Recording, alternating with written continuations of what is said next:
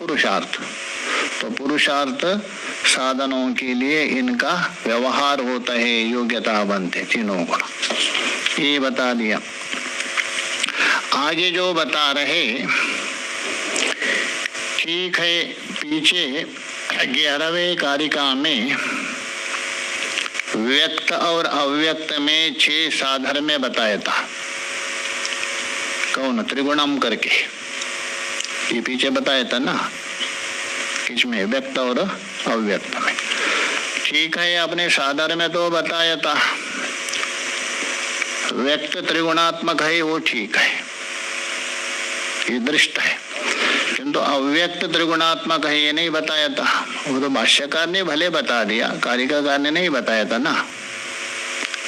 अव्यक्त भी त्रिगुणात्मक है ये तो कारिकाकार ने नहीं बताया, भाष्यकार ने सिद्ध किया था, दृष्टांत देके नहीं सिद्ध किया था।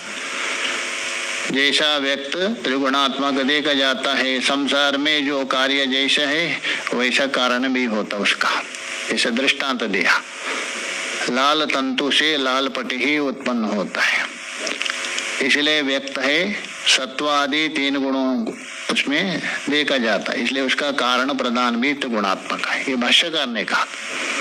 अभी कारिकाकार यहाँ साथ साथ में और भी सादृश्य दिया था ना, वहाँ त्रिगुणम अविवेकी करके, तो प्रधान आदि अविवेकी कैसा है ये भी सिद्ध कर रहे हैं, साथ साथ में प्रधान की भी सिद्धि कर रहे हैं पुनः, उसके लिए बता रहे। देखिए कार्य करेंगे, अविवेक्यादि सिद्धः त्रैगुण्या तद विपर्यया भावात् कारण गुणात्मकत्वात् कार्यस्य अव्यक्तमपि सिद्धम्। अविवेक्यादि सिद्धः, अविवेक्यादि बोल तो सबसे पहले कौन था साधर्म में? हाँ, 11वें कारिका में देख लीजिए, हाँ त्रिगुणम अविवेकी। तो यहाँ आपको थोड़ा ध्यान करना पड़ेगा, जैसा व्यक्त है त्रिगुणात्मक है, व्यक्त क्या है? त्रिगुणात्मक है। तो व्यक्त त्रिगुणात्मक होने से उसका कारण भी क्या है? त्रिगुणात्मक है। इसलिए ये त्रिगुणात्मक होने से, इसलिए तो है त्रैगुण्यात्, त्रैगुण्यात् बोल दो त्रिगुणात्मक होने से। व्यक्त त्रिगुणात्मक है, व्यक्त से अभिन्न अव्यक्त भी क्या है? त्रिगुणात्मक है। ये तो है त्रैगुण्यात्। तो त्रैगुण्य होने से अविवेक्यादि सिद्ध, उसे अविवेक आदि भी सिद्ध होगा। क्यों? जो त्रैगुण्य होता है वो अविवेकी होता है, ये नियम है। जो त्रैगुण्य है वो अविवेकी है, और जो अविवेकी है वो विषय भी है। यद त्रिगुणम तद अविविक्तम, यद अविवेकम तद विषयम, यद विषयम तद सामान्यम, यद सामान्यम तद अचेतनम, यद अचेतनम तद प्रसव धर्म। एक दूसरे के साथ संबंध जाएगा। तो इसलिए त्रिगुणात्मिक हो गया व्यक्त से, और सिद्ध हुआ कौन? अव्यक्त। ये त्रिगुणात्मिक है, इसलिए उस त्रिगुण से अविवेक आदि भी सिद्ध, तो प्रधान आदि अविवेक भी सिद्ध हो जाएगा। और दूसरा हे तो दे रहे व्यक्त, व्यक्त तो है ही है, व्यक्त तो अविवेकी है ही है, व्यक्त तो अविवेकी है ना, वो तो स्पष्ट है। अव्यक्त कहिए, प्रधान कहिए, मूल प्रकृति कहिए, एक ही है। अव्यक्त है, प्रधान एक ही है, दोनों। तो इसलिए त्रैगुण्यात् हे तो है, त्रैगुण्य होने से अविवेक्यादि अपि सिद्ध, क्योंकि जो त्रैगुण्य होता है वो अविवेकी होता है। जो अविवेकी होता आगे जाते रहिए, एक दूसरे के साथ संबंध, उनसे सिद्ध हो गया। और दूसरा है तद विपर्यय अभावात्। तद विपर्यय अभावात्, तद बोल तो उस अविवेकत्वादि धर्म, तस्य विपर्यय, तद बोल तो अविवेकादि धर्म, उसका विपर्यय कौन हो जाएगा? विवेक हो गया। तो विवेक आदि तस्य अभावात, उसका अभाव होने से, उसमें विवेक नहीं है। तस्य अतः उस अविवेक आदि धर्म, उसका विपर्यय हो गया विवेक, और उसका अभाव होने से भी, क्योंकि प्रधान सिद्ध, ये प्रधान सिद्धि के लिए हेतु दे रहे, इसलिए भी प्रधान अविवेकी सिद्ध हो गए। और तीसरा हेतु दे रहे देखिए प्रधान की सिद्धता के लिए, कारण गुणात्मकत्वात्। भाष्यकार ने तो सिद्ध किया है, पहले नहीं सिद्ध किया, कारण गुणात्मकत्वात्, क्योंकि जो कार्यस्य, वहां लेना कार्यस्य कारण गुणात्मकत्वात्, जो भी कार्य होता है वो कारण गुण वाला होता है। मतलब कारण में जो गुण होगा वो कार्य का गुण होता है। भाष्यकार ने सिद्ध किया था, किंतु कार्य का कारण नहीं बताया था ना, तो इसी से भी अध्यार कर दीजिए। कार्यस्य कारण गुणात्मकत्वात् हितस्यापि ही प्रधानम सिद्धम, प्रधान सिद्ध है। अव्यक्तम अपि सिद्धम, देखिए अव्यक्तम अपि का मतलब है अविवेकी भी सिद्ध हो गया किसी त्रैगुण्य से, त्रैगुण्य हेतु के द्वारा अविवेकी सिद्ध हो गया, और तद विपर्यय अभावात और कारण गुणात्मत्व के द्वारा प्रधान का भी सिद्ध हो गया। इसलिए दोनों सिद्ध कर रहे, अविवेक का भी सिद्ध कर रहे, साथ साथ प्रधान का भी सिद्ध कर रहे। यदि भी प्रधान का सिद्ध किया था पीछे भाष्यकार ने, कारिकाकार ने स्पष्ट रूप से सिद्ध नहीं किया। भाष्य में देखिए, अंतर प्रश्नो भवति, अंतर बोल तो बीच में एक यहाँ प्रश्न होता है। क्या प्रश्न होता है बता रहे, देखिए त्रिगुणम अविवेकी विषय इत्यादि न, त्रिगुणम अविवेकी विषय 11वें कारिका में प्रधान और व्यक्त का सादर में बता दिया था। प्रधान और व्यक्त अथवा अव्यक्त और व्यक्त कहिए, तो प्रधानम व्यक्तम च व्याख्यातम, व्याख्या तो किया वहां, तत्र प्रधानम उपलभ्यमानम महदादि च, तो वहां जो महदादि जो कार्य है उससे, महदादि च बोल तो महदादि त्रिगुणात्मक है, महदादि जो कार्य क्या है त्रिगुणात्मक है, उसके द्वारा प्रधान का भी उपलम्ब बता दिया था। क्योंकि प्रधान दृष्ट प्रमाण के द्वारा सिद्ध नहीं होता है, पीछे बताया था सूक्ष्मत्वात्, किंतु त्रैगुण्यात्मक जो महदादि जो कार्य है उसके द्वारा उसका कारण क्या है, प्रधान का भी उपलभ्यमानम, ये बताया था पीछे। उसकी उपलब्धि कैसे होती है, कार्य के द्वारा, ये बताया था।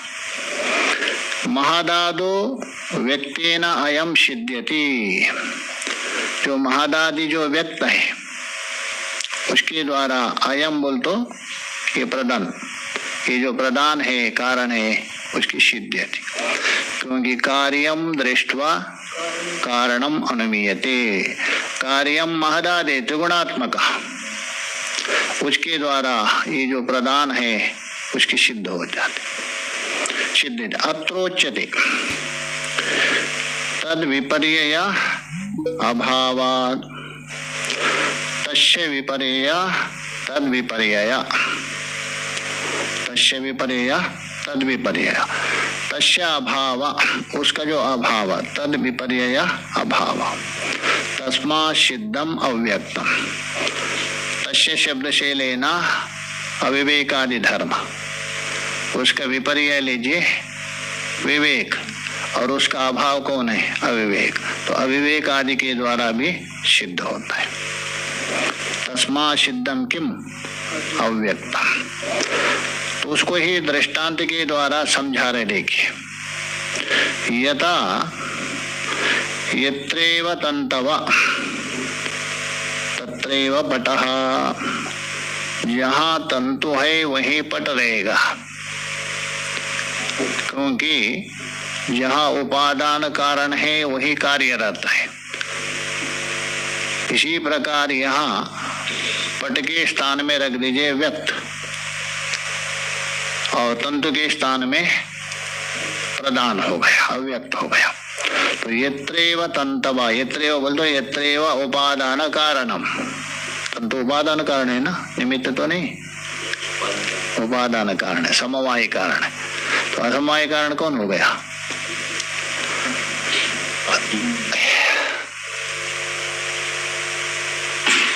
तर्क संग्रह नहीं पड़े, तंतु संयोग और जो वो हो गया निमित्त, चक्र है, सब निमित्त हो गए। तीन मानते हैं ना? नहीं है, वेदांत तो असमवाय नहीं मानते, निमित्त और उपादान मानते। तंतु हो गया उपादान, तंतु संयोग हो गया असमवाय। लेकिन असमवाय कारण होता है गुण ही होता है, याद रखिए। और समवाय कारण होता है द्रव्य ही होता है, द्रव्य को छोड़ के समवाय कारण बनेगा ही नहीं। और जहां भी असमवाय कारण होता है वो गुण ही होगा।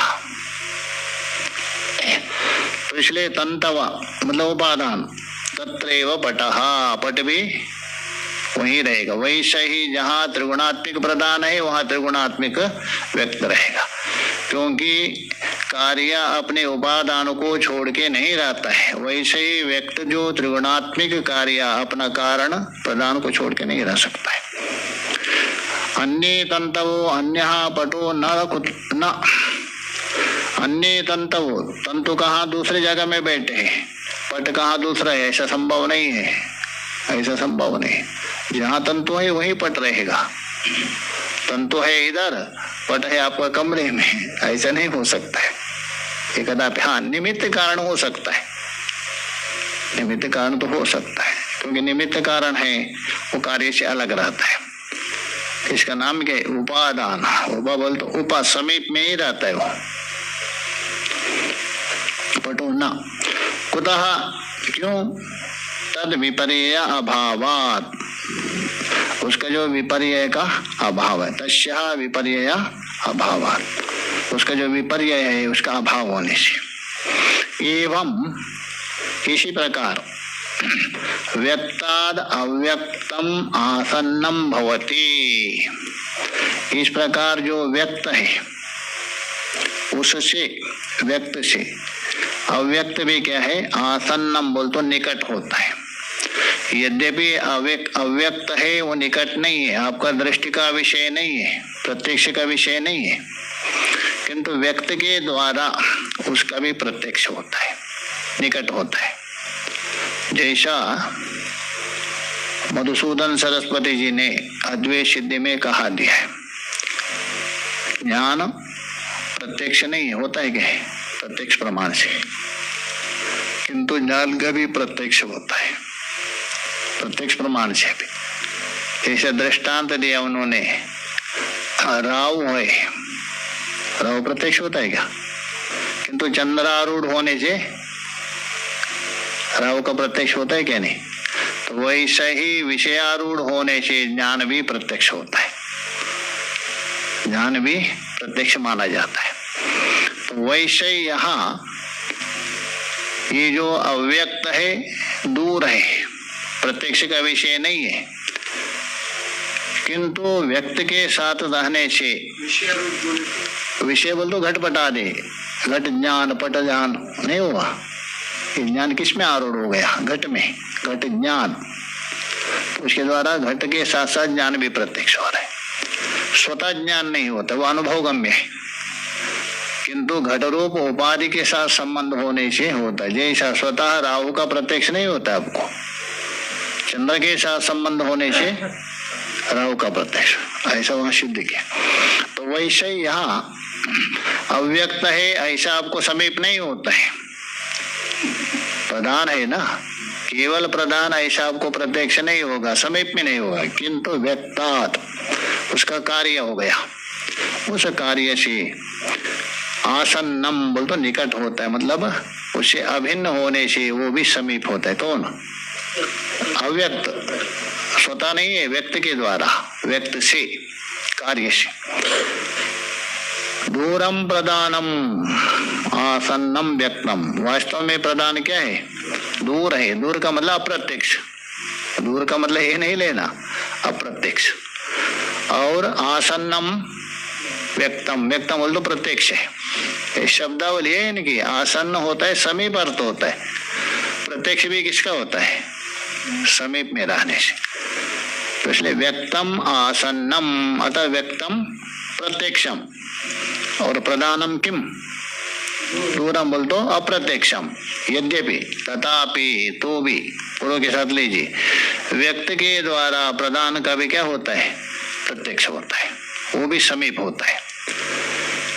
कारण होने से, सूक्ष्म होने से वो अप्रत्यक्ष है, दूर है, किंतु उसका कार्य कौन है? व्यक्त। वो समीप में है प्रत्यक्ष होने से, तो प्रदान भी क्या होता है? समीप होता है, कार्य के द्वारा, स्वतः नहीं। दूरम प्रदानम बोल तो अप्रत्यक्षम, आसन्नम व्यक्तम बोल तो प्रत्यक्षम। यो व्यक्तम पश्यति सा प्रदानम अभी पश्यति, क्योंकि कार्य को देखता है वो कारण को देखेगा, ये नियम है। बिना कारण से कार्य का देखना संभव नहीं।